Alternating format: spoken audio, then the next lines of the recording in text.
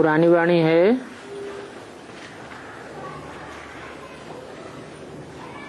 30, 8, 61 की।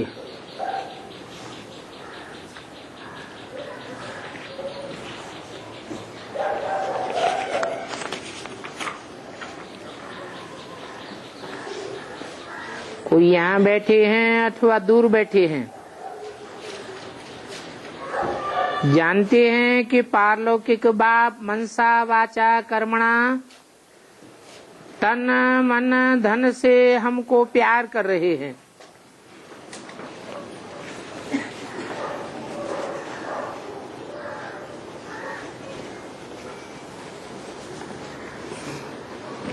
कौन प्यार कर रहे हैं? पारलौकिक बाप। कौन है पारलौकिक बाप? शिव बाप। मनसा से प्यार कर रहे हैं, वाचा से कर रहे हैं, और कर्मणा अर्थात कर्मेंद्रियों से भी प्यार कर रहे हैं। अर्थात तन से, मन से, धन से हमको प्यार करते हैं। जैसे लौकिक बाप अपने बच्चों को प्यार करते हैं, बैल आते हैं, वो तो करके थोड़े बच्चे होंगे। यहाँ तो बेहद के 500-700 करोड़ बच्चे हैं, परंतु जो बाप के बच्चे हैं आत्मा, वो बहुत थोड़े हैं। फिर भी बहुत हैं। उनमें भी जो बाबा की सर्विस में हैं, उन्हों को तो बहुत जरूर प्यार करेंगे, तन से, मन से, धन से, मनसा वाचा कर्मणा से। जिनको निश्चय हुआ है, वो निश्चय के कारण अंदर ही अंदर खुशी में गदगद होते रहेंगे। जितना जो गुलगुल होंगे उतना ही बाप प्यार करते हैं, और बाप भी गदगद होंगे। बाप का बच्चों पर कितना प्यार रहता है। और अभी तो है रूहानी बाप की बात। सपूत बच्चों को ही बाप गले लगाते हैं। कैसे लगाते हैं गले? हैं? माला कहाँ पहनी जाती है? गले में पहनी जाती है। अर्थात उन आत्मिक स्थिति धारण करने वाले बच्चों की माला विष्णु माला, गले की माला बन जाते हैं। विष्णु के चित्र में माला दिखाई है ना, उस माला में बच्चे दिखाते हैं। तो उस पारलौकिक बाप का प्यार बड़ा वंडरफुल है। विनाशी प्यार नहीं है, अविनाशी प्यार है। उन बच्चों को ऐसी गले की माला में पिरोते हैं जो हर धर्म की आत्माएं उन मणकों को, आत्मा रूपी बच्चों को याद करती हैं, माला लेकर के सुमिरन करती हैं।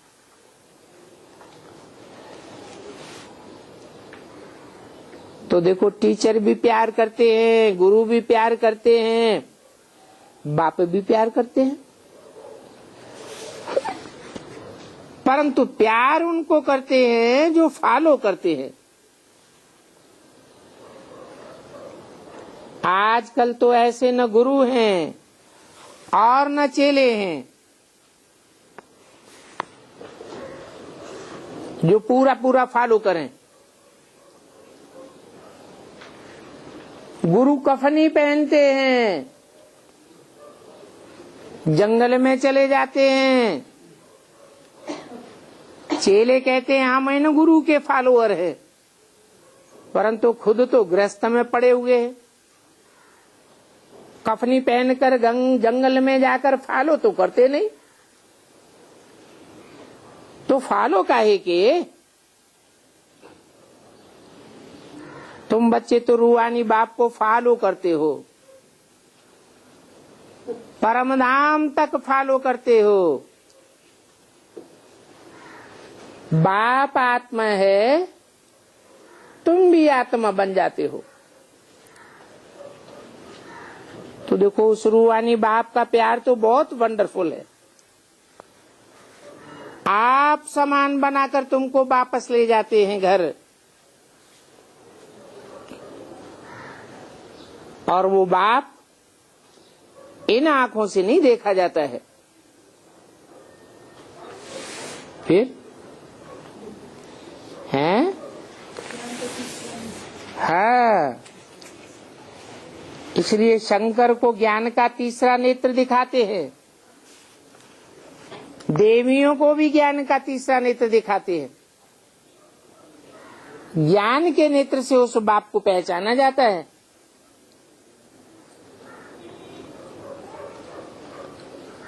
कोई कहे ये तुम्हारा बाप है, तो तुम थोड़ा ही मान लेंगे। ज्ञान समझ को कहा जाता है, समझ के आधार पर तुम्हारी बुद्धि में बैठता है तो तुम मान लेते हो।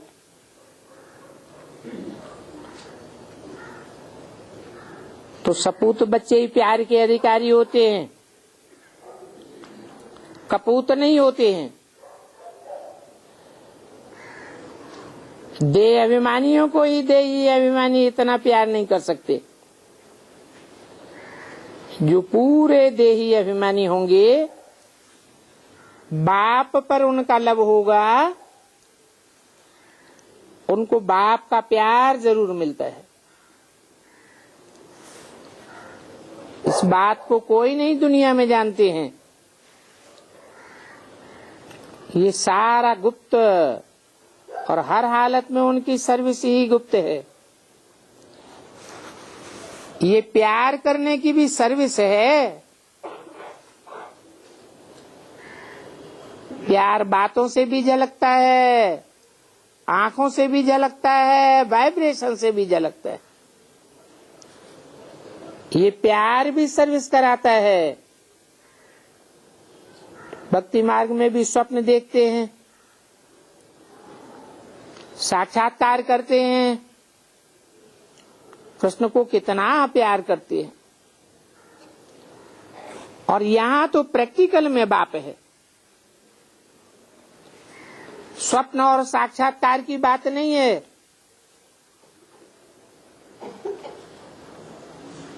प्रैक्टिकल शरीर के साथ कहा जाता है।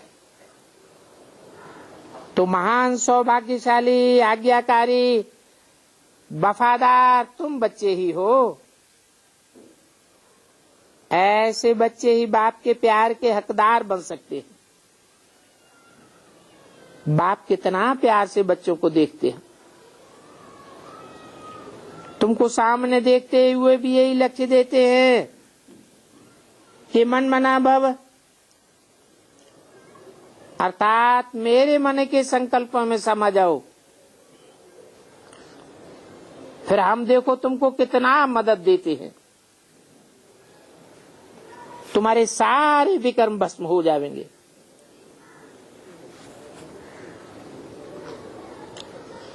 किसी के विकर्म विनाश करना, ये भी हमारी सर्विस है। हमारी सर्विस है हीरे तुल्य, और सभी की सर्विस है कौड़ी तुल्य। किसी को दृष्टि देना, ये भी बहुत सर्विस है। बाप की याद में तुम स्थिर हो जाते हो। ओहो, ये कैसा मीठा बाप है, ऐसे बाप को तो चटक जाना चाहिए। परंतु सुई भी तो ऐसी हो जिस पर जरा भी कट न लगी हुई हो। कट लगी हुई होगी तो बाप चुंबक खींचेगा कैसे? देह अभिमानी को कब देही अभिमानी प्यार नहीं करेगा, अच्छा ही नहीं लगेगा। देही अभिमानी होगा तब उनका प्यार भी मिलेगा। तो पहले पहले नुकसान करने वाला है देह अभिमान।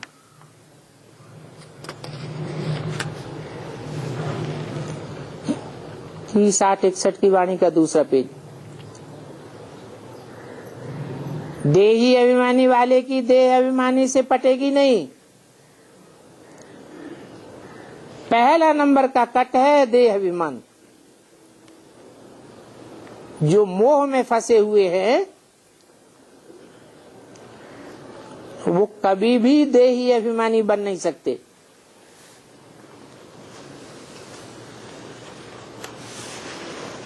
देही अभिमानी सदैव खुश मिजाज रहेंगे क्योंकि ये बहुत लाडला बाप है। इन जैसा बाप दुनिया में कोई भी हो नहीं सकता। अभी वृद्धि तो होती जाएगी और प्रभाव निकलता जाएगा। अभी ये ब्राह्मणों का बहुत छोटा सा झाड़ है और ये झाड़ धीरे धीरे वृद्धि को पाना ही है। इन बातों को हम ही जानते हैं और कोई धर्म वाले जान नहीं सकते हैं। हम जानते हैं कि कैसे माली कलम लगाते हैं और फिर वो खिवैया भी है। इस विचय वैतरणी नदी के पार हमको ले जाते हैं और खिवैया भी तो अंत में ही आकर के बनेंगे ना, जबकि कलयुग से सतयुग में ले जाना है। द्वापर युग में तो खिवैया बन नहीं सकता क्योंकि द्वापर के बाद कलयुग को आना है। इसलिए परमपिता परमात्मा आते ही है कलयुग के अंत में, तो उनको ही खिवैया कहा जा सकता है जो पुराने झाड़ को पलटावे अथवा पुराने घर को नया बनावे। तो खिवैया अथवा पतितों को पावन बनाने वाला एक ही है जो नई दुनिया में ले जाते हैं।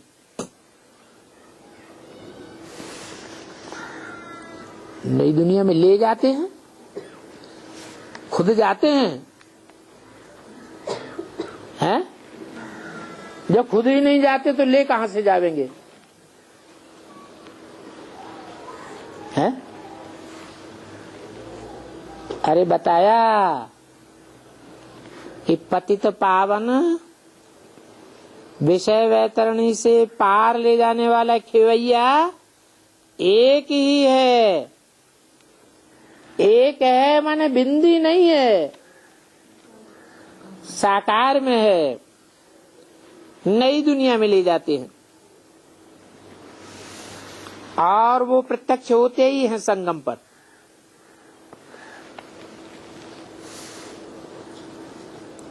कलयुगी संसार में आ नहीं सकते,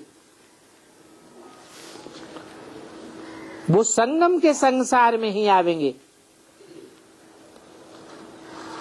जैसे नरसिंह के लिए कहते हैं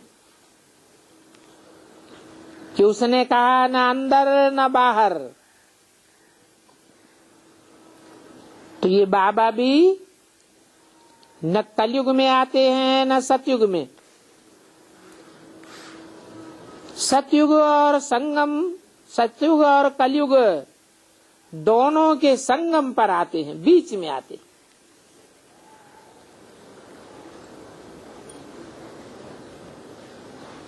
ये सिंह के रूप में नर अवतार है। नर कैसा है? सिंह रूप है, जो आकर के आसुरी संप्रदाय का विनाश कराते। भागवत में बातें तो कुछ कुछ हैं, परंतु सारी बातें उल्टी कर दी हैं। दिखलाते हैं थंब से निकला, आदि आदि। अब ऐसी बातें तो है नहीं। ये शरीर ही क्या है? थंब है। तो मोस्ट विनिवत बच्चे हैं।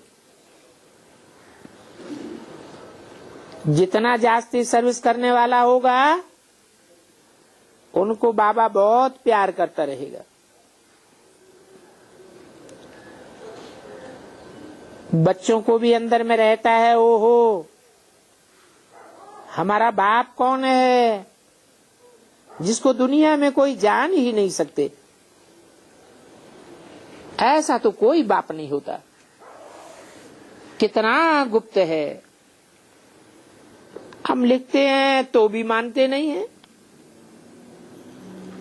करके माने भी तो फिर बिगड़ने वाले बहुत हैं और बिगाड़ने वाले भी बहुत हैं। सब कहेंगे तुमको क्या हो गया,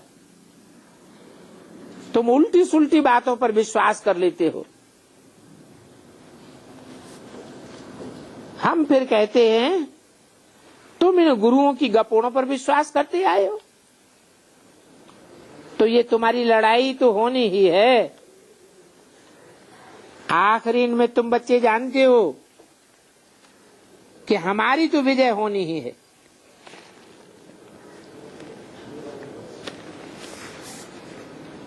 आखिरी में क्यों जानते हो?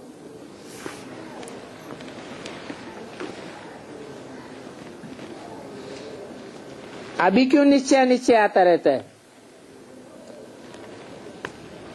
क्योंकि 63 जन्म के हिसाब किताब माया के रूप में चुकतू करने पड़ते हैं। तुम जानते हो पांडवों को जीतना ही है, और जीतेंगे तब जब विनाश का समय होगा। ड्रामानुसार ही वृद्धि को पाए रहे हैं, परंतु ड्रामा पर ठहर नहीं जाना चाहिए। ड्रामा पर ठहर कर वृद्धि को ठंडा नहीं कर देना है। ड्रामानुसार ये खेल चल रहा है, परंतु फिर भी पुरुषार्थ कराना बाप का फर्ज है। माया बेहोश कर देती है, हौसला ही खत्म कर देती है। तो ऐसे कब कोई कह न सकेंगे कि फलाने को मम्मा बाबा ने भगाया।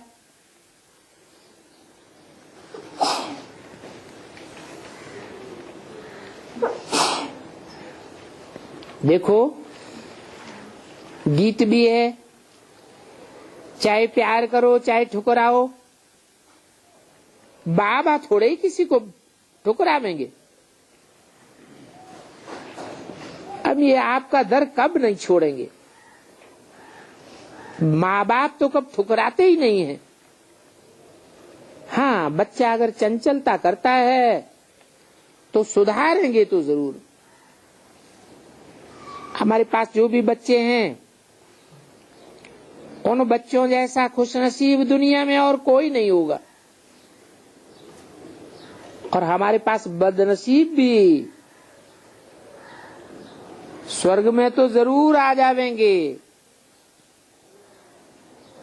वो भी स्वर्ग के फाटक जरूर देखेंगे। फिर भी थोड़ा बहुत ज्ञान तो सुना है ना। बाकी जो बाप का ज्ञान सुनते भी नहीं, वो थोड़े ही स्वर्ग का द्वार देखेंगे। बाप के मुख से 2 शब्द भी सुना तो स्वर्ग में जरूर आ जाएंगे।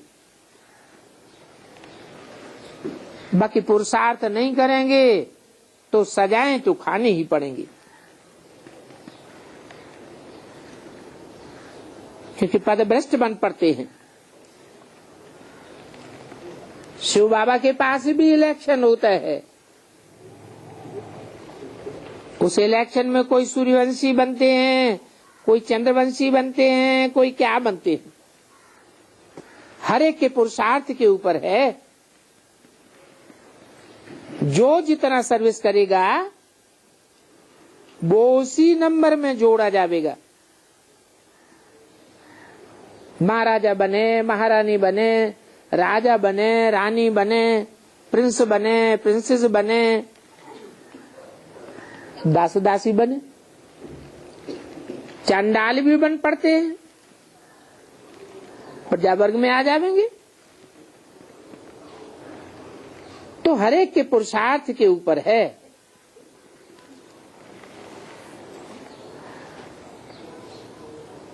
तो वोट मिलने की बात है, जितने तुम वोट बनावेंगे उतना तुमको अच्छी जगह मिलेगी। तुम बच्चों को जो टिकट चाहे सो ले लो। टिकट तो अनेक प्रकार की है, बच्चे खुद भी जानते हैं हम टिकट के अधिकारी बन रहे हैं या नहीं। बाबा कहते हैं पूछ भी सकते हो कि इस समय तक अगर हमारा शरीर छूट जावे तो हम किस पद को पावेंगे। शिव बाबा तो साहब के पुरुषार्थ को जान सकते हैं। कोई अपन को मुंह मियां मिट्टू समझ चल नहीं सकता। महारथियों का भी सभी सेंटर्स पर नाम होता है। कोई को बहुत दुकानें होती हैं, बहुत ब्रांचेस होती है, तो उनका बहुत मान होता है। हर एक दुकान में कितना धंधा होता है। ये है खुशनसीब बनने की दुकान। बाबा की ब्रांचेस है ना, तो हमारा दुकान कितना अच्छा है। ये कमाई भविष्य 21 जन्मों के लिए है। ऐसी कमाई करने वाले को खुशनसीब कहा जाता है।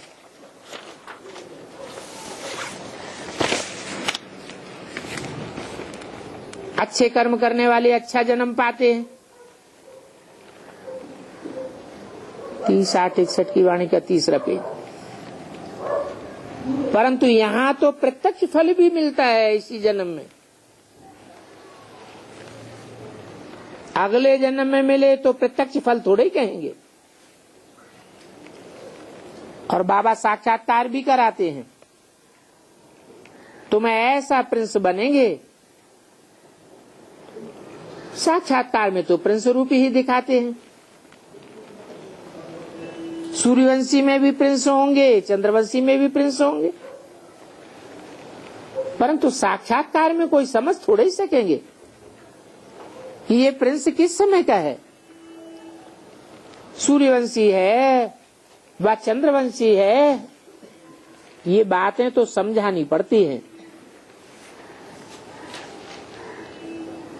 प्रिंस तो पिछाड़ी तक बनते रहेंगे। कि कैसा प्रिंस है वो फिर अपनी बुद्धि से समझना होता है। जो अच्छी सेवा करने वाला होगा वो जरूर पहले नंबर में आवेगा। राधे का भी जब स्वयंवर होता है तो पहले 1-2 का चित्र दिखाते हैं।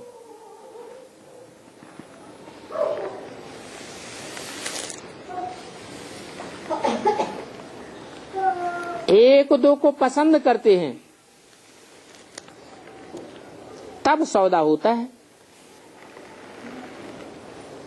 यहां भी जो 1-2 समान अच्छे बनेंगे तो उनका सौदा बन जाएगा। जोड़ी बनेगी,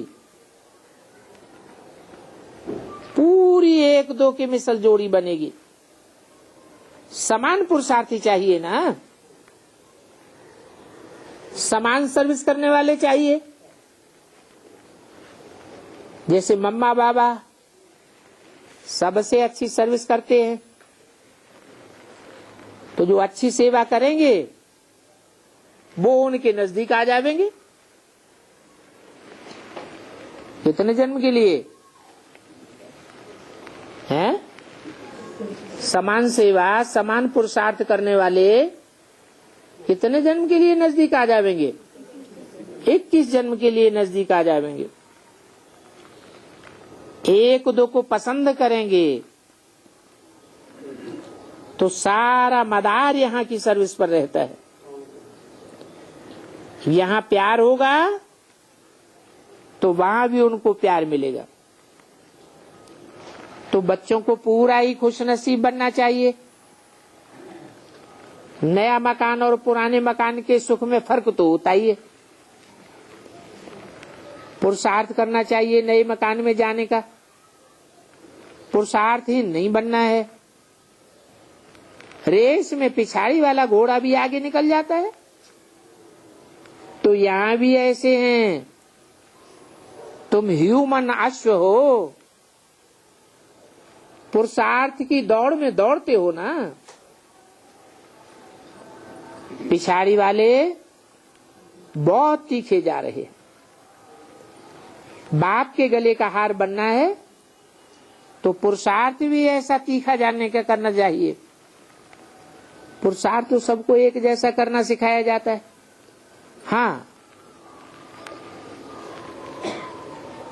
फिर कोई नाइट टीचर भी रख लेते हैं।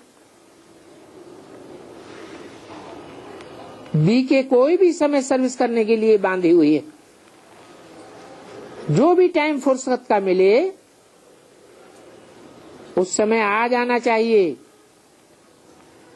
हम कैसे बादशाही युक्ति से लेते हैं, न कोई लड़ाई है न कोई झगड़ा है। उस दुनिया में तो जो भी बादशाहियां ली हैं लड़ाई झगड़े से ली है। यहां तो ऐसी कोई बात नहीं है। हमारा झगड़ा भी है तो माया से है, और इस माया ने ही हमारा राज्य छीना है। ऐसी बातें और कोई तो कह ही नहीं सकता। जिनको पता ही नहीं है तो कहेंगे ये क्या बोलते हैं कि हम माया से लड़ाई लड़ रहे हैं। भागवत में भी है ना, चिड़ियों ने समुद्र को सुखाई दिया तो तुम बच्चियां कहती हो हम सारी दुनिया को पवित्र बनावेंगी।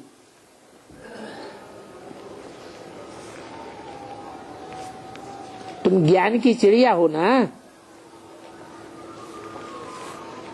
इस विषय सागर को सुखाए देंगी।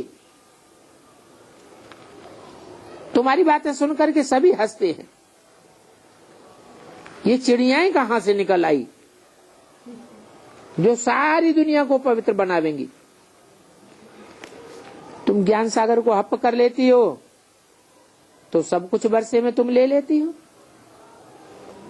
सब कुछ ले लेना मना सुखाए देना। बाबा से हम सारा राज भाग ले लेते हैं,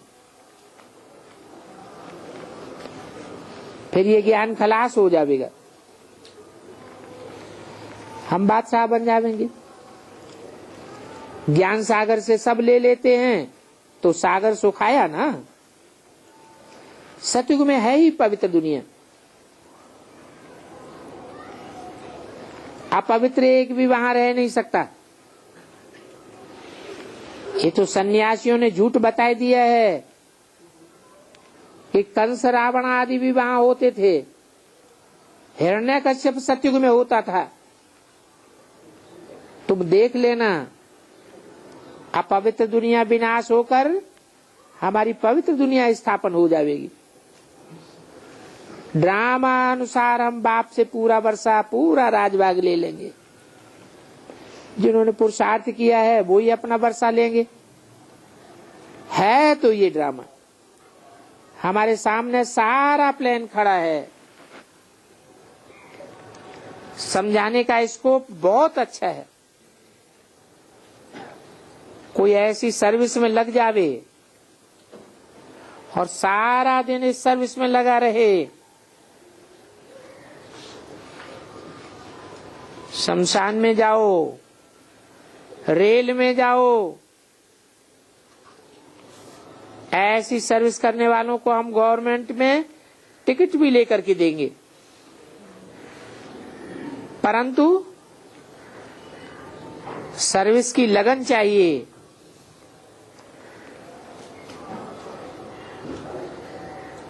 चित्रों पर लिखा हुआ हो, guide to heaven,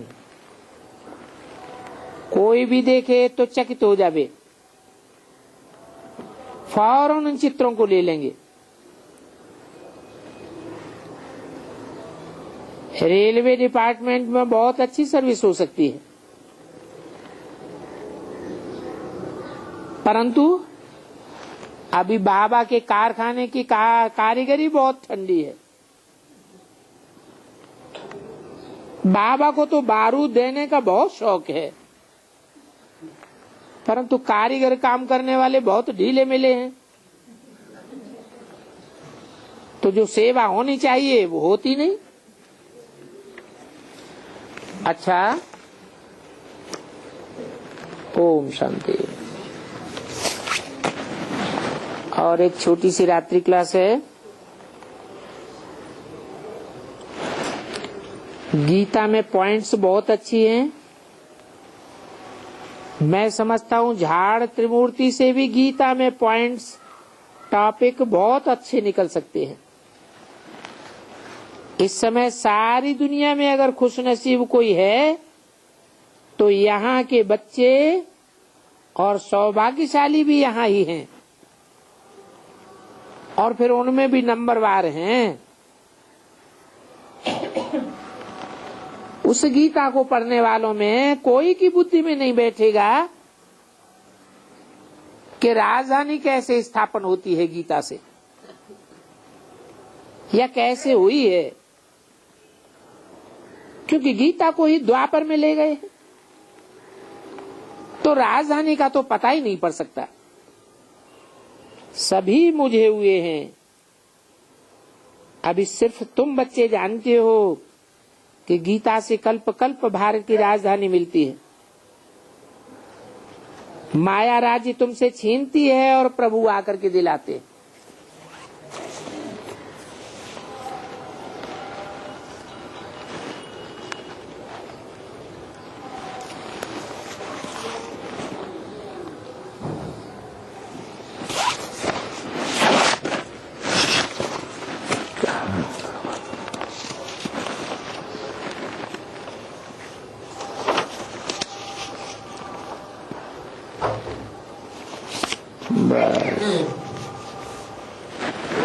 Om Shanti.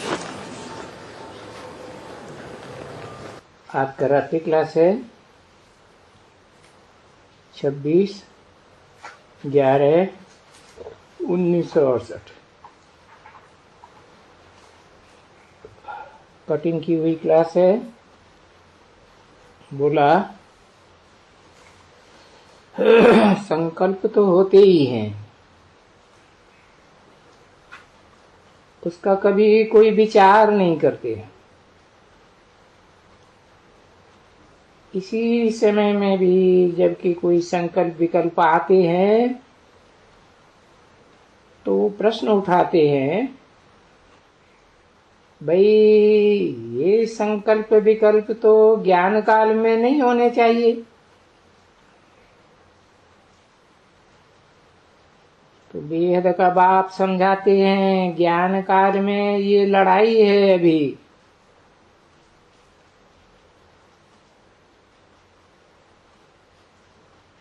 आगे भक्ति मार्ग में तो लड़ाई नहीं थी, और इन विकल्पों का, संकल्पों का ख्याल भी नहीं किया जाता था। कि भाई संकल्प विकल्प आते हैं, कभी ऐसे कहते भी नहीं और न उनका विचार करते थे। कोई भी बुरा काम का संकल्प आता था तो कर लेते थे।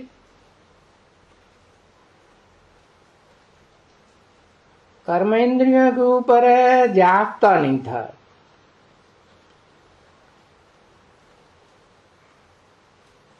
कोई रोक नहीं करते थे। अभी तो बाप ने मना की है तो कर्मेंद्रियों से तुम कोई भी पाप नहीं करना। संकल्प विकल्प तो आएंगे जरूर, समझा ना।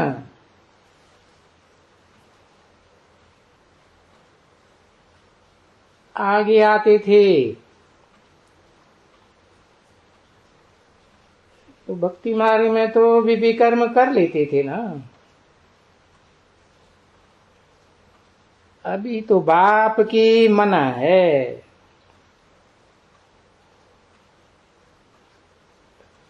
कर्मेंद्रियों से कर्मणा में आने की।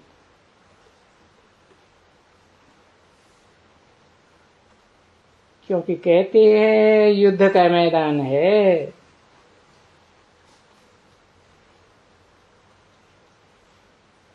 तो इसीलिए न चाहते हुए भी ये विकल्प आएंगे जरूर और जास्ती आएंगे।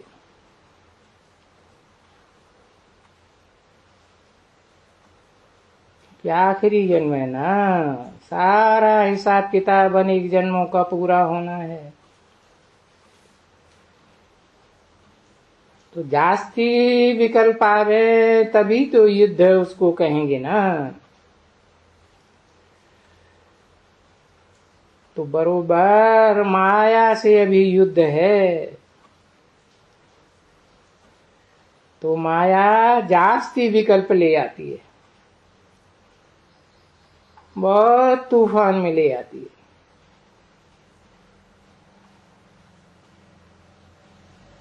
माया पक्का करती है कि इनसे विकर्म करावे और ये जल्दी कर्मातीत न बने।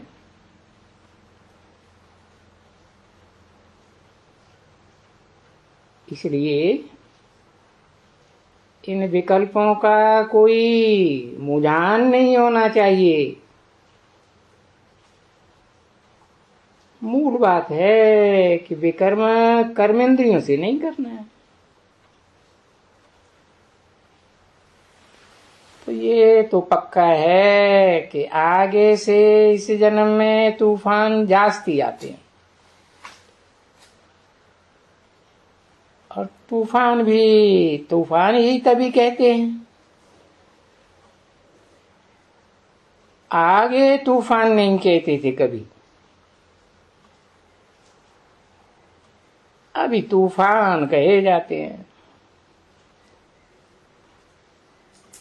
क्योंकि बाबा ने समझाया ना बच्चों को कि बच्चे ये जो बीमारी है वो और ही खुलेगी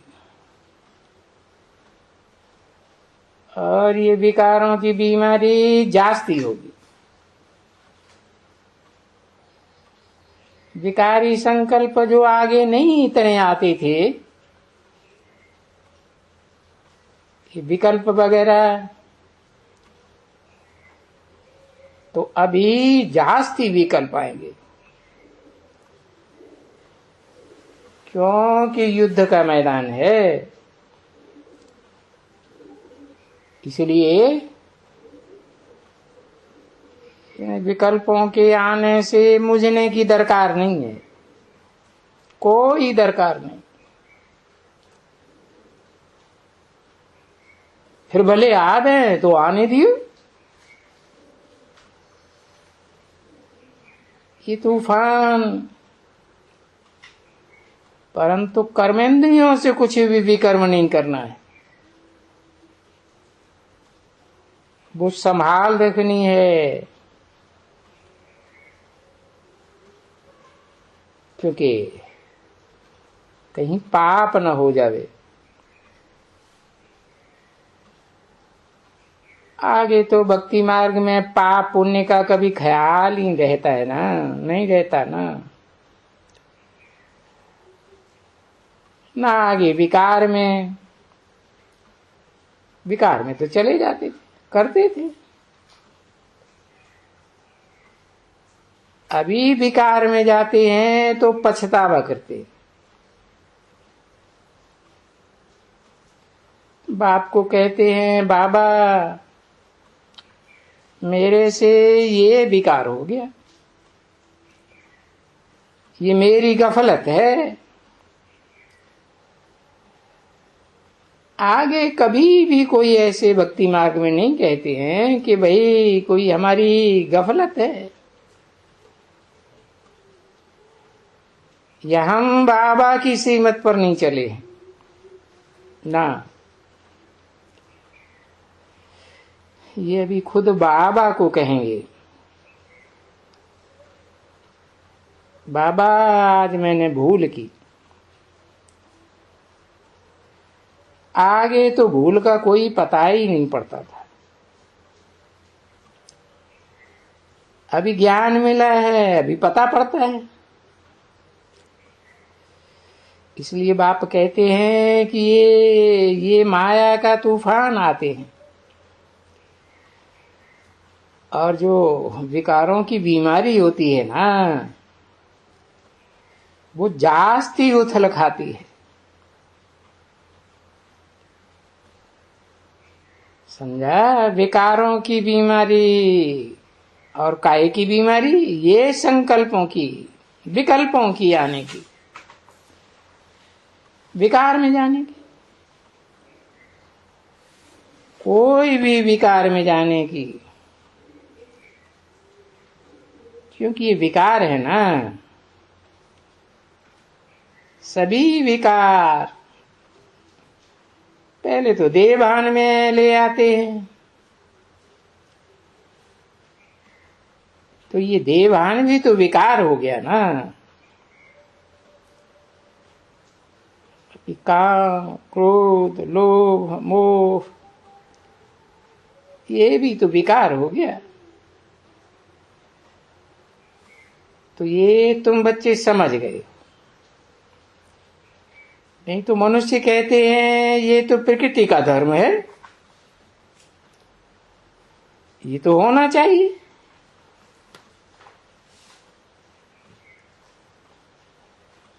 अब ये तो होना ही है। तो बेहद का बाप कहते हैं, हाँ पहले होता था। कहेंगे प्रकृति का धर्म होता था, अपरा प्रकृति का धर्म कहेंगे। वो तो नीची कोटि की प्रकृति है ना। अब जो होना है वो तो बंद करना है। ऐसा नहीं होना चाहिए।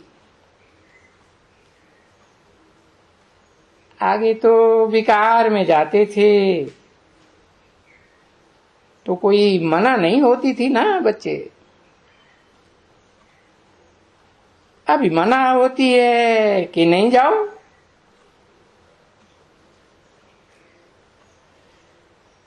तो जब मना होती है तो माया आड़े आगे आती है।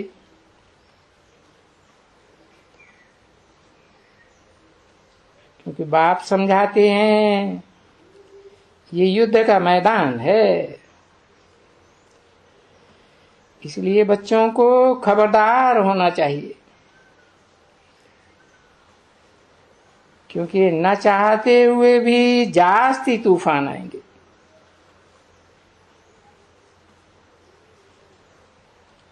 अभी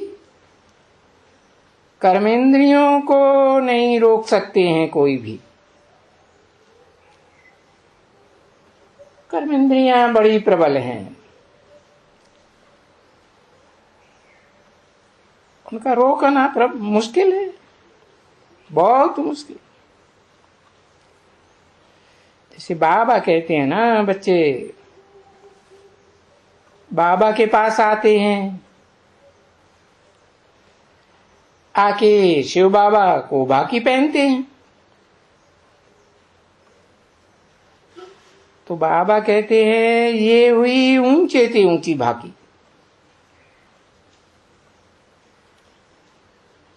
बस बाबा को एक बार भाकी पहन ली तो तुम और कोई को भाकी नहीं पहन सकते हो, क्योंकि जब ऊंचे से ऊंचे को पहना तो उनसे कम तो किसको भी नहीं, क्योंकि मना करते हैं ना। और वो भी कहते हैं कि बाबा आपके सिवाय मेरा दूसरा कोई नहीं। जब दूसरा कोई नहीं, फिर क्यों किसको बाकी पहने, जब कोई है ही नहीं। तो इन बातों में बच्चों को थोड़ा समझना होता है। हाँ, ये है कि एक होता है किसको राजी करने के लिए, चलो झगड़ा तो नहीं होता है, अच्छा चलो भाई झगड़ा मिटाने के लिए चलो बाकी पहन लेते हैं, तो ये कोई नगन होना थोड़ी हुआ ना, विकार में तो नहीं गया ना। विकार माना ही विपरीत कार्य, हिंसा करना, खून खराबा करना। तो ये पति पत्नी के बीच कोई खिटपिट होती है, झगड़ा होता है, तो उसको मिटाने के लिए भाई बाकी पहन ले, कि अपने को समझते हुए कि मैं तो बाबा की याद में हूं, परंतु उनका हठ है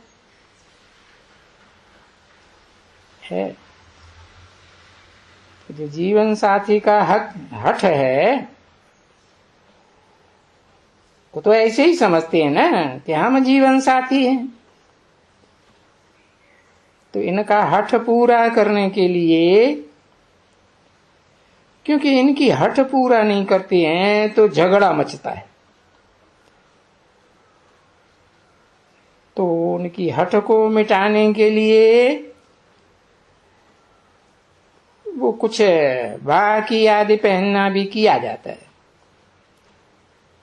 और ये सब साक्षी होकर के किया जाता है। तो ये युक्तियां तुम बच्चों को अभी बाप ने समझाई और समझाई जाती हैं, आगे तो कोई युक्ति नहीं थी, क्योंकि पहले तो युद्ध के मैदान में नहीं थे, और ये युद्ध के मैदान में तो अभी हो तो बाप खबरदार करते रहते, और सो हर बात में खबरदार करते। और यहां तक भी कि बाप की भी बेकायदे है वास्तव में, परंतु वो अवस्था भी अभी नहीं पहुंची है, और झगड़ा भी आगे चल के मिट जाएगा। और जहां आपस में झगड़ा नहीं है, तहां तो भाई भाई होकर के रहना, ये तो बेहतर ही है। 26/11/1968 की रात्रि क्लास का दूसरा पेज, तीसरी लाइन। तो भाई भाई होकर के रहना बेहतर है कि हम भाई भाई हैं, बाप से वर्षा ले रहे, शांति और सुख का वर्षा ले रहे, बस उसी मौज में रहना चाहिए। क्योंकि एक्सपेक्ट करते हैं ना बच्चे, भक्ति के फल का एक्सपेक्ट करते हैं। क्योंकि जितना हम अच्छा पुरुषार्थ करेंगे, हम जानते हैं कि भविष्य में आधा कल्प के लिए इनका हमको फल मिलना है, इस युद्ध का फल मिलेगा ना।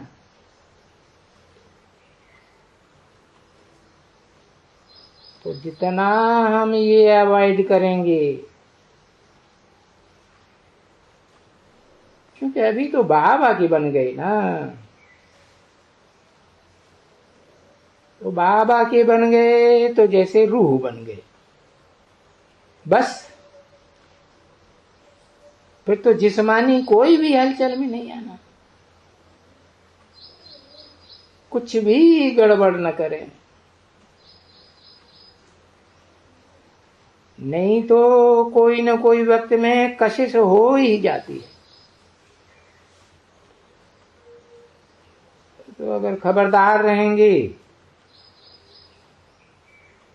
तो उसमें कोई भी झंझट नहीं उठता है, तो खबरदार रहना चाहिए।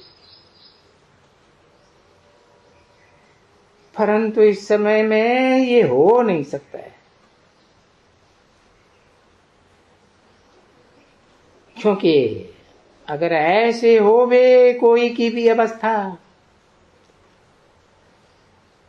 तो कहेंगे वो तो कर्मातीत अवस्था हो गई। फिर वो कर्मातीत अवस्था वाला तो यहाँ इस दुनिया में, पुरानी दुनिया में रह ही नहीं सकता है। तो कुछ न कुछ ये क्रिमिनल आंखें कुछ न कुछ करती ही रहेंगी। कोई की थोड़ी करेंगी, कोई की बहुत करेंगी। इसलिए वो हनुमान की बात सुनाई ना, कोई भी कितना भी तूफान आवे, किसका भी, ये 5 विकार रावण के है, विकार रूपी बातों के तूफान है। तो ये तो बोलते हैं कि नहीं, मेरे पास कोई भी आ नहीं सकते, क्योंकि वो तो पिछाड़ी थी ना एकदम, तब की ही ये बात है। क्योंकि लंका को आग भी लग रही थी और विनाश भी हो रहा था।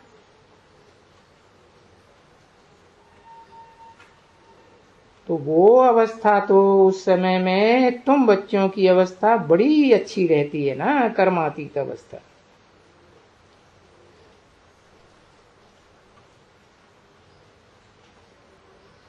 जब ये विकारों की दुनिया के भंबोर को आग लगती है,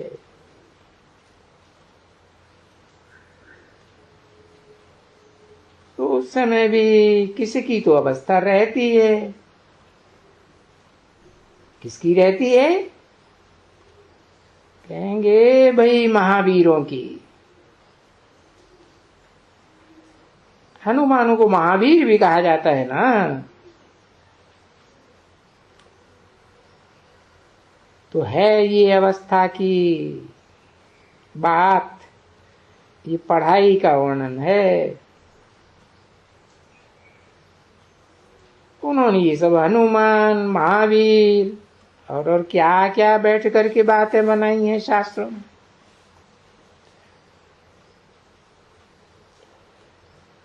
और कोई कोई ये सभी बातें बाप को बताते हैं, कोई कोई नहीं बताते, या कहें कि कोई कोई ये कुछ समझते नहीं।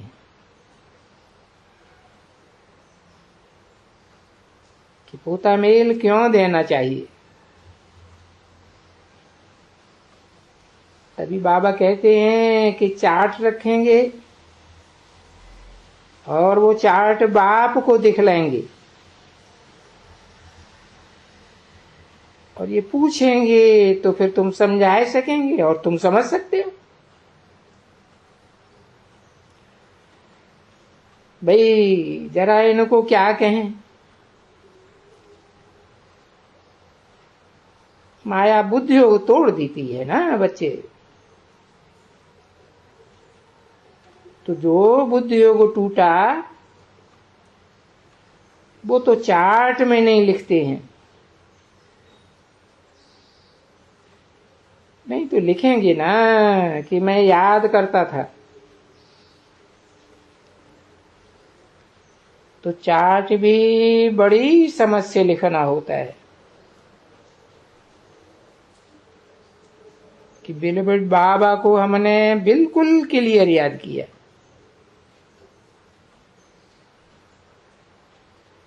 भले तुम बच्चे ये सब बातें जानते हो अच्छी तरह से कि हम शिव बाबा के बच्चे बने हैं, तभी तो यहां बैठे हुए हैं। शिव बाबा का न बच्चा बनने वाला तो ब्रह्मा कुमार के पास तो बैठते ही नहीं, बैठ ही नहीं सकते। तो जब भी उनको अपना बनाया है तो ये बना करके वारिस बन जाते हो, इसमें भी कोई संशय नहीं है। परंतु वारिस भी तो नंबरवार है ना, पद ऊंचा कैसे मिले। तो उनमें फिर ये सभी खबरदारी बहुत है। पीछे जितनी जो खबरदारी रखते हैं,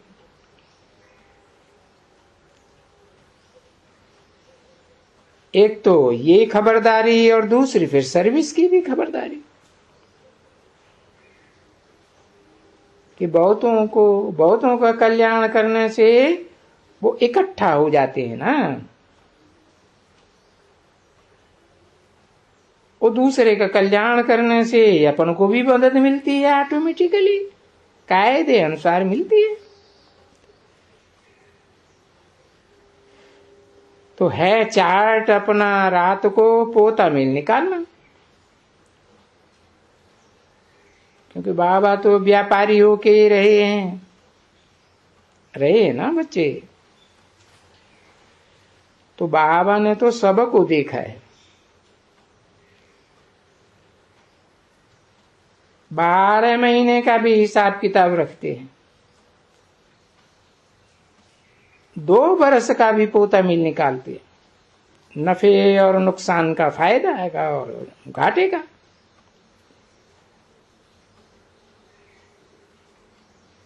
कोई कोई सुस्ती करते हैं। ओम शांति।